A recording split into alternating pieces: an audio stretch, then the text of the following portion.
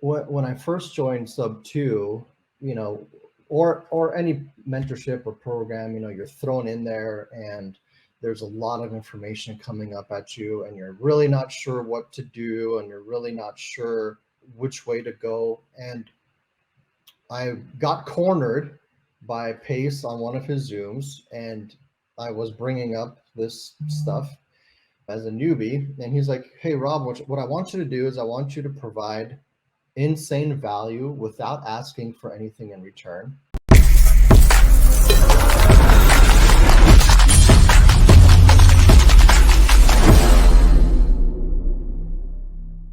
Episode 76 with my man Rob Sema. Let's freaking go. Exciting day. Always a great day to have a Scorch the Fears episode. Rob, thank you so much for being here. I appreciate you. I've seen you with like all the Gator lending stuff, and I've seen you on other stuff. We've talked before in the past, but I feel like we haven't ever had like a very extended conversation. So I'm pretty excited in general to have you on and like have a good interview. Jonah, thanks, man. I just want to say I appreciate being here. Thanks for the invitation. Personally, just watching you from the sidelines, just been inspiring and motivating, and just really love what you're doing and your community. And I think you're doing amazing things, man. I love it. So for the few people that don't know who you are, real quick, just say who you are, what you're doing in real estate, just like what's your business is, what's going on, and all that good stuff. Just a quick intro. Sure. My name is Rob Sema. I come from a long history of a family that does assisted living. So that is where I focus a lot of my time and energy, is in the assisted living space. More recently, I've started getting into private money lending, and particularly within that world, we're also doing Gator lending, which is a program, a method that Pace Morby has put together that I have the honor and privilege of being part of. And I'm one of the leaders in that community. I've been there since pretty much the very beginning. I also help out a little bit in Pace's Elephant Challenge, which is focused at teaching people how to do wholesale, various types of wholesale, but it's pretty much like entry level, very beginning of that real estate journey. I love it. I love it so much. So let's get into it, my man. I mean, my first question that I always ask everyone, I'm going to ask it to you too, is what were your fears when you were just starting to get into real estate, and how did you overcome them? Because that's what most people want to know, right? Like for the newer people watching this, like how do you get over those fears of like starting and putting up capital, especially for Gator lending? That's a little bit, it's really rewarding, but a little bit riskier. So how'd you get into that? Like how'd you get over those fears? My fears didn't, and it's hard to say that I'm 100% over stuff, right? We're still always in the process of working through things. My fears were not so much technical related. I catch on to things really quick. I understood wholesaling. Like it didn't take me more than a couple of days to understand the business of wholesaling and understand the business of lending and all that. So, I'm pretty quick at that stuff. The things that I've struggled with are much deeper. And by that, I mean that the fears that I've struggled with are more like identity issues, more like worth issues, and not net worth, more like, am I worthy to make money? Am I worthy to live a dream life, or whatever it is that someone would go through in seeing themselves as not worthy of it. Man, I go through that stuff all the time, and it's still one of those things that I work on, that I have to actively work on, because if I don't work on it, I slip back into it really quickly. And so I spend a lot of time on a daily basis, and I'm not exaggerating. On a daily basis, I spend time doing mindset work. I spend time praying. I'm a Christian.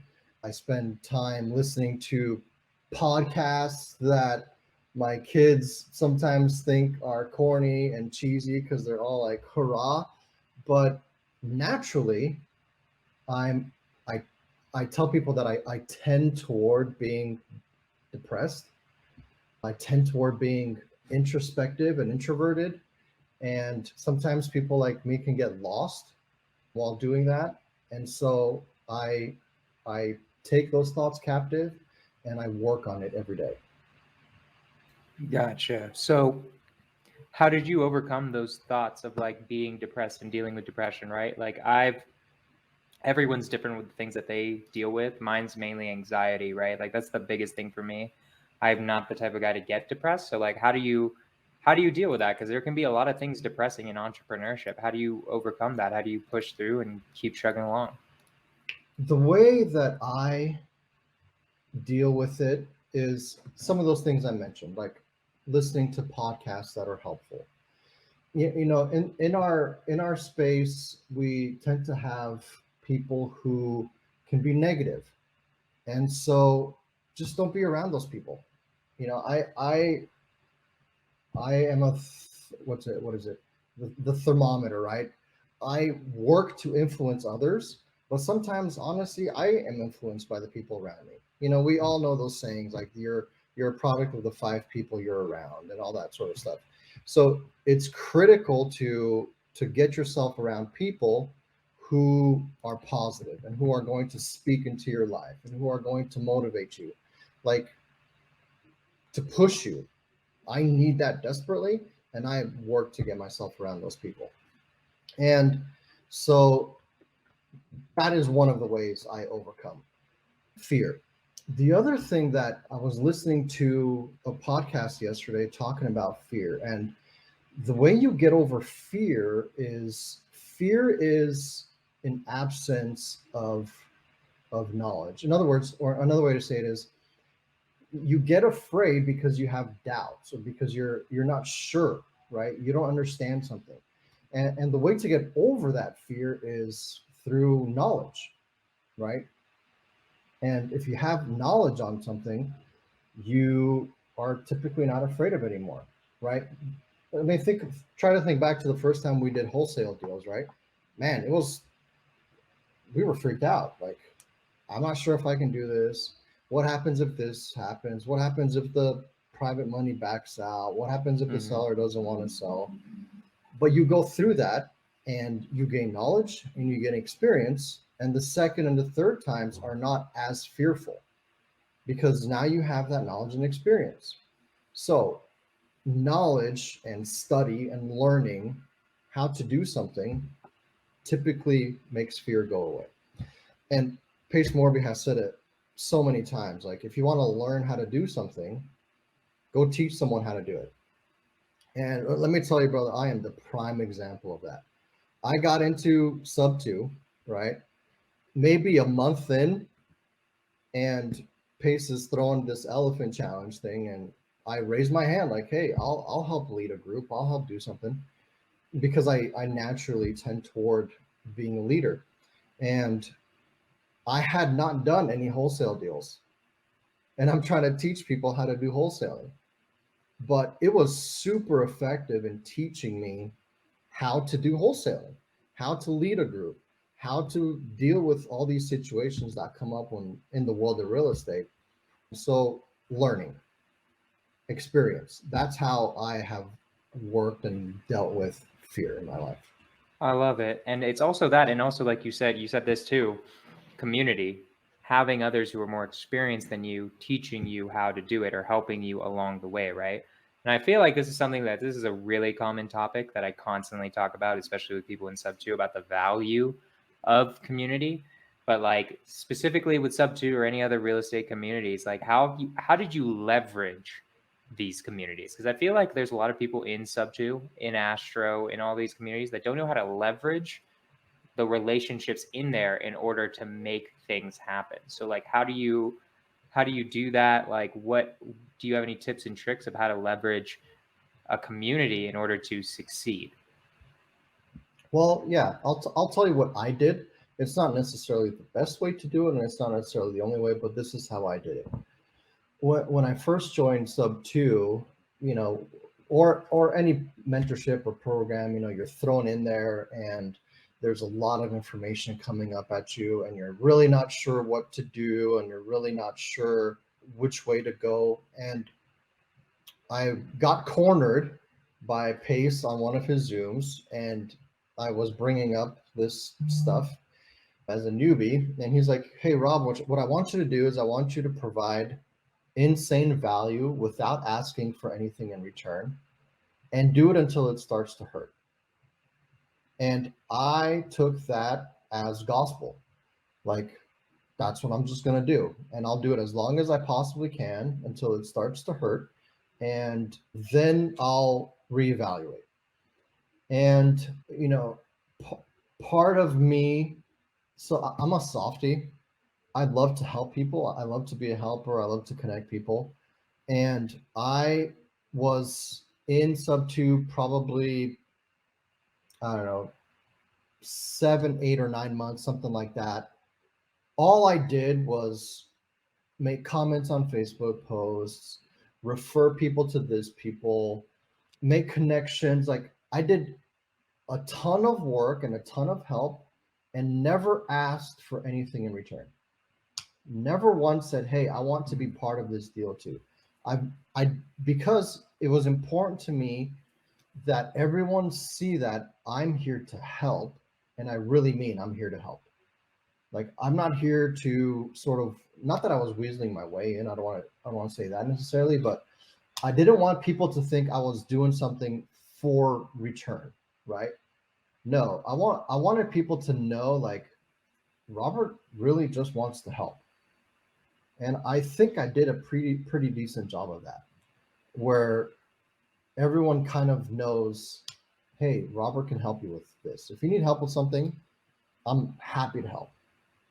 Whether it's wholesaling, whether it's multifamily, whether it's lending, doesn't matter what it is. And because of doing that for such a long time, I was able to develop a lot of really great relationships, which is what we're talking about, right? Mhm. And because I did it over such a long period of time, I was given ample opportunity to make those relationships deeper. And so, yes, community is critical. I tend to want to be the Lone Ranger, right? But it's not good for us. It's not good for me.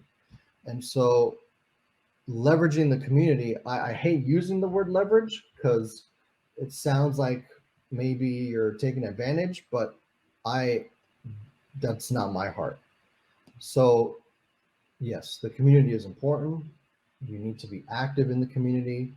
Sub 2, Astro, TTP, whatever it is, it's important to be there to provide value. And if you don't make money on this wholesale deal, I mean, you know how it is, Jonah. If you don't make money on this deal, there's like 100 more behind it. Let's let's worry about community. Let's worry about 100%. each other. Like, the world doesn't have enough people worrying about each other. So what was because most people, honestly, like this is just how most of the population thinks, is when they hear something like "I just gave without value," they haven't read The Go-Giver. So they're just like, okay, so then what did you get out of it? Right? Like, did anything happen? Right? So I want you to go into your story of like what happened when you gave without value. Like what did that result in? Like, even because I know something happened, even if you were cut into none of those deals, I know you learned a lot, right? Or like, and then were able to do it on your own or whatever, right? So tell me, like, what did that give you? What did that exercise of giving until it hurt? What did that do for you? Two things. First, like what I mentioned earlier, it a byproduct of it is that my name gets around and people know who I am, and they know that I'm happy to help, and they know that if they need something, they can come to me. The other thing is that it gave me personally satisfaction. You know, I don't think we talk enough about, hey, what is it really that makes you happy? And helping in and of itself made me happy. And that alone is good enough reason for me.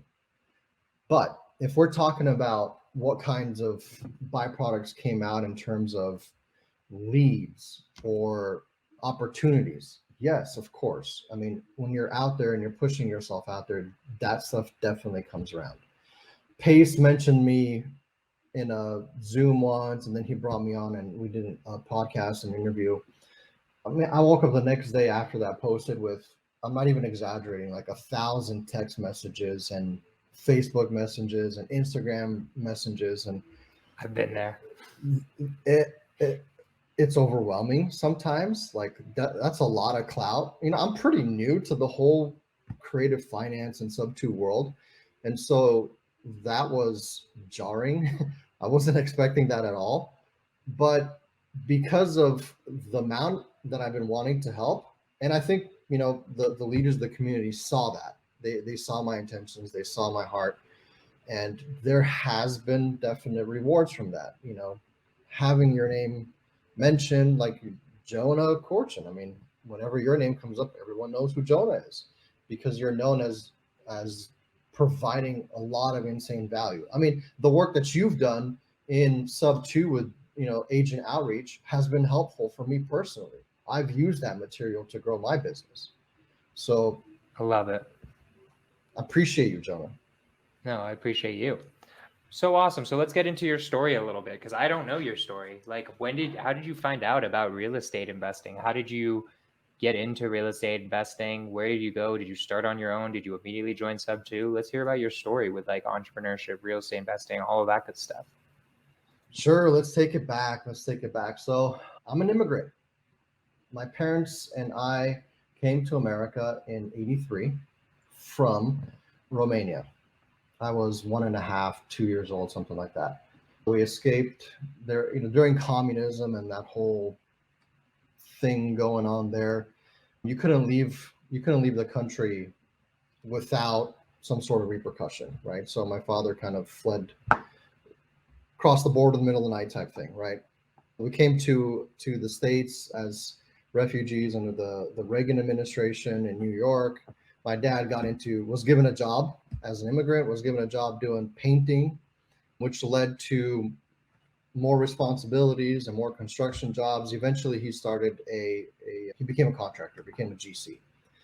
And over the years, how every son growing up in a household where the dad does construction is every summer you show up at the job site and you're pretty much unpaid labor every summer until you get to college. So I grew up around construction. I grew up around rehabs and new builds and all of that sort of stuff.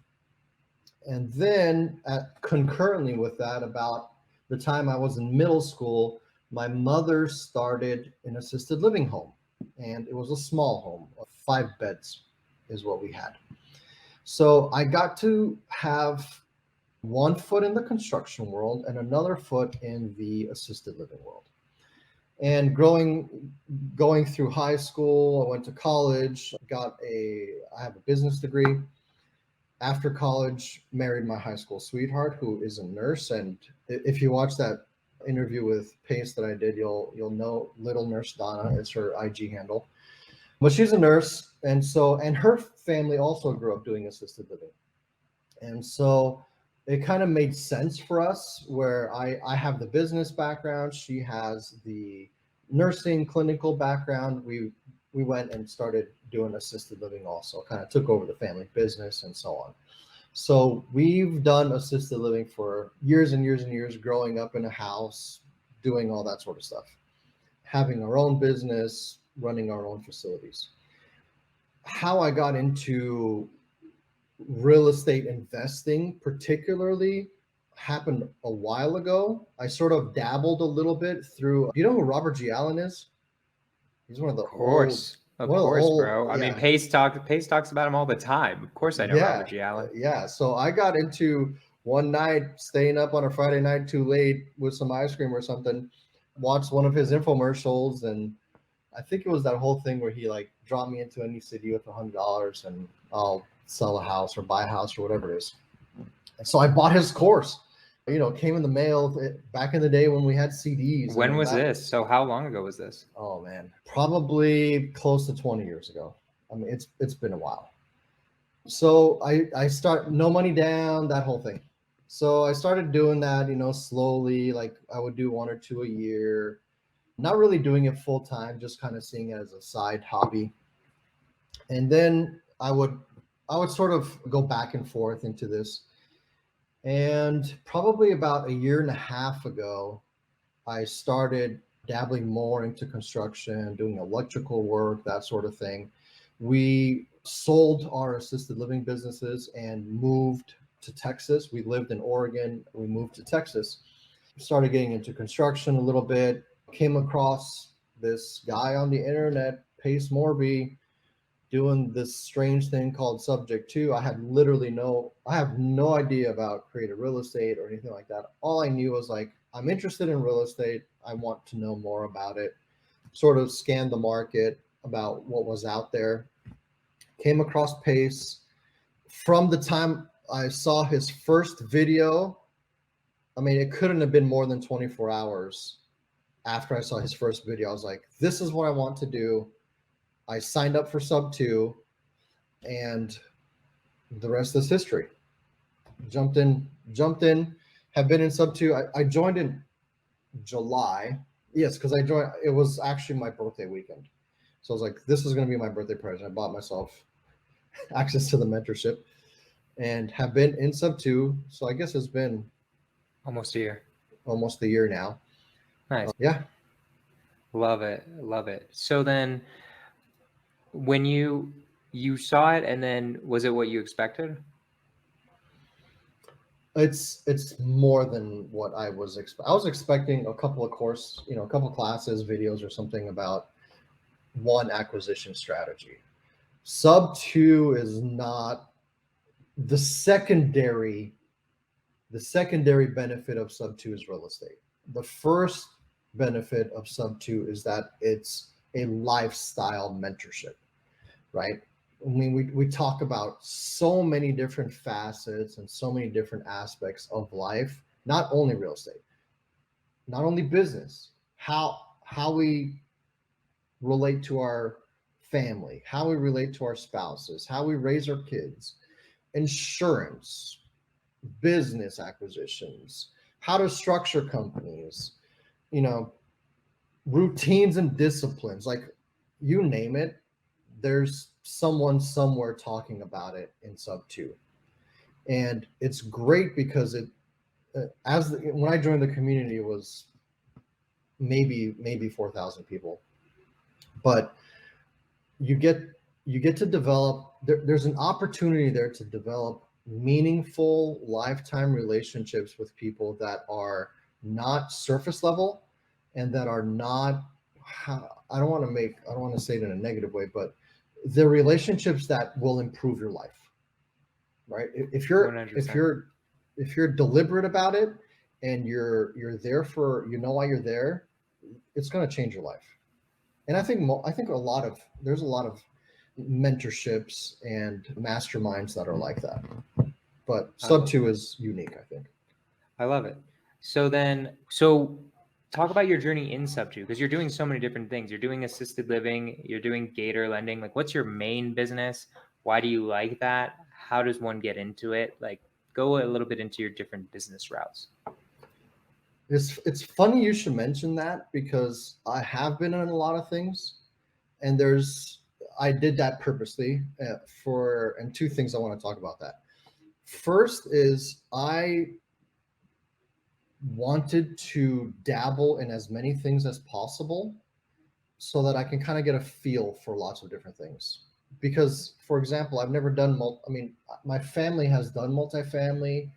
We've owned apartments, but I've never done it myself. So I wanted to dabble in that. I've never done Airbnb. I wanted to dabble in that. I've never done lending. So because there's so many subgroups within Sub 2, you're able to sort of get in there and play around with it for a while. I specifically got into Elephant Challenge and wholesaling because there was a large need for leaders at the time. I jumped in and I learned wholesaling, and I figured out that whole thing. So that was the positive part, right?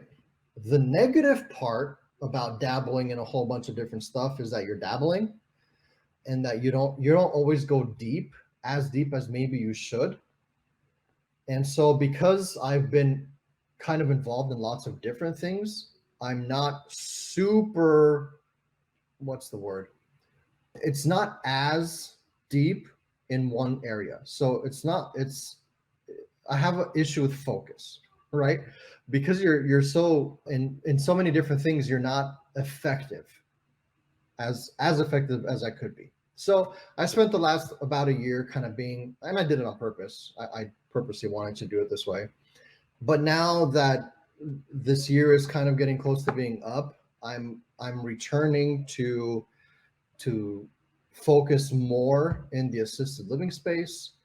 Wholesaling is also one of those things that's always kind of there in the background, and I'm trying to help with Elephant Challenge and doing that. And then, yes, I do a lot of connecting for private money deals. I'll do Gator deals whenever they come up on the side.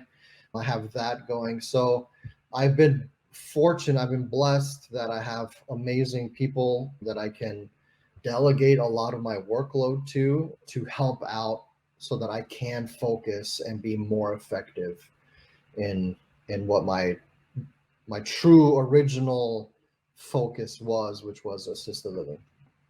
So Gotcha. yeah, Gotcha. So, sorry, go on. yeah, assisted living is one of those worlds where it's got a real estate component and it's got a business operations component. The two are inseparable, and it's a business that has a high barrier of entry.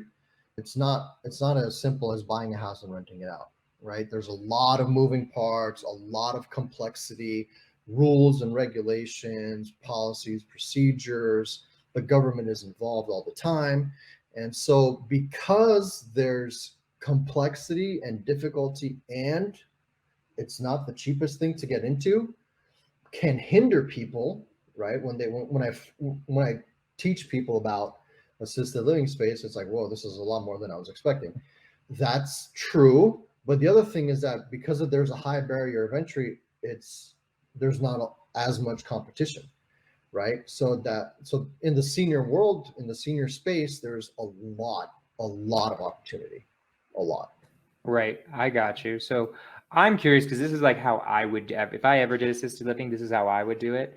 Is how easy is it to find a property manager for assisted living? Like, are there property manager companies? Like, could I go, like, Rob, like, if I was in one of your cities, could I go to you and be like, hey, I got this house. It's a 6'3", 3,000 square feet. I want to turn it into assisted living, right? There are a ton of rooms. It seems like a pretty good, not crazy amount of regulation in this area. Like, will you manage it for me? Or what would you need? Or what would like a property manager need? Or how does that work when it comes to assisted living?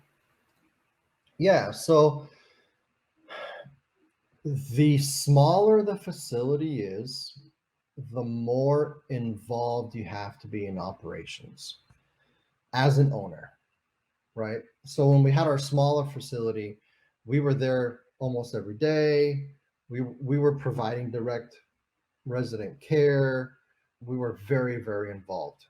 Now, could you outsource that involvement to a director? It's not really property management, it would be a manager. Yes, you could. They take and you're going to be paying for that, right? We were paying our manager somewhere around $4,000 a month because they're pretty much running the business for you. Is that per house, or is that just that, or one house, or like just for the entire thing? Per house. So the way we had it was we had let me break it down even more. We were paying around 4,000, plus they had their own separate, they had an apartment on the property that was also all expenses paid. So room, all the utilities, plus they were getting paid around $4,000 a month. Now, are there companies out there that you can just hand over the real estate to and they do everything? Yes, but they're going to take a much bigger chunk for that.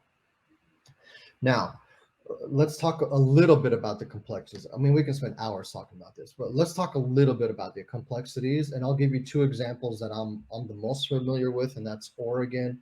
We can do three examples: Oregon, Arizona, and Texas, for example. Okay. When we're talking about the smaller spectrum of room numbers and bed numbers, we have to realize that they are very state specific, the way the rules and regulations are. For example, in Oregon, you could have up to 5 residents under what's called a care home license. Okay. 5 residents with that license. If you had 1, you still had to have a license. If you had up to 5, you still have to have a license. 6 and above gets you into a whole different kind of license. We're not going to dive into that right this second, right? In also, I want to mention one of the biggest issues is fire sprinkler systems. In Oregon, for that facility that has 5 beds, no sprinkler system was necessary. Okay. Arizona, let's talk about Arizona. You can have up to 10 beds. Still no sprinkler system, still under the same license. In Texas, you can have up to 3 with no license, but if you have 4 or more, you need to have a license and you need to have a fire sprinkler suppression system. So just 3 states, you can already start to see that there's a lot of complexity. There's a lot of moving parts. There's a lot of spending time reading all the rules and laws and zoning. And, for example, in Texas, if you're in a property that's zoned residential, you can't have more than 6 residents. Doesn't matter how many bedrooms you have. You can have 12 bedrooms. Residential zoning only allows you up to 6 residents. So if you want more than that, you'd have to have multifamily zone or commercial or whatever it is. So very, very state and even county and city specific regulations on how you set up one of these homes. Cool. So guys, if you're trying to learn about assisted living, all that good stuff, follow him on Instagram, follow him on YouTube. He's a beast. I appreciate him a lot. Thank you so much for coming on. Next week, guys, we have my new business partner, Tyler Warnaka. I just gave away 50% of my business, guys, to a new integrator who I just desperately needed it. I didn't know it until the past 2 weeks, where like everything's been hitting the way it's supposed to have been hitting for way, way longer. We're already looking like we're having a $60K month and our systems are like completely disorganized and like not there yet, but we just merged and both of our businesses are chugging along still. So we're about to merge. It's going to be cool. It's going to be a good interview about how we do that, how you merge with an integrator. Rob, again, thank you so much. You're a beast. Everybody go follow him.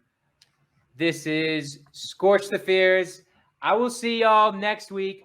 Let's freaking go.